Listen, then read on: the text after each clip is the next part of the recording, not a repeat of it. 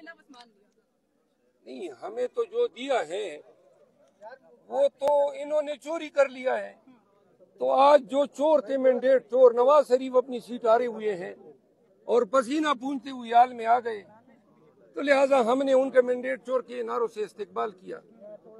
हमजा शहबाज अपनी सीट हारे हैं, जो नानी है वो अपनी सीट हारी है, वजीर आला बन गई।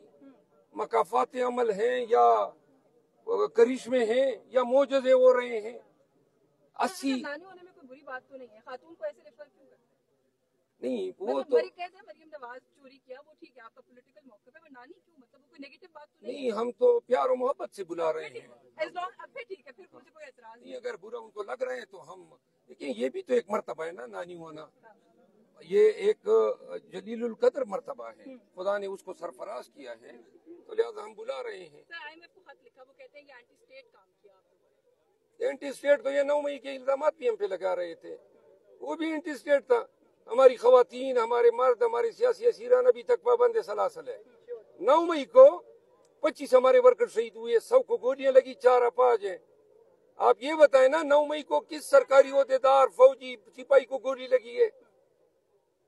और जी आपने GHQ पे हमला किया, कोई फुटेज दिखाई है कि जी ये फुटेजेस हैं? या हाई कोर्ट में उन्होंने फुटेज दिखाई जिस तरीके से रेंजर ने इमरान खान को घसीटा? 9 मई जो है ये एक ढकोसला था, एक ड्रामा था, ये नताइज हासिल करने के लिए।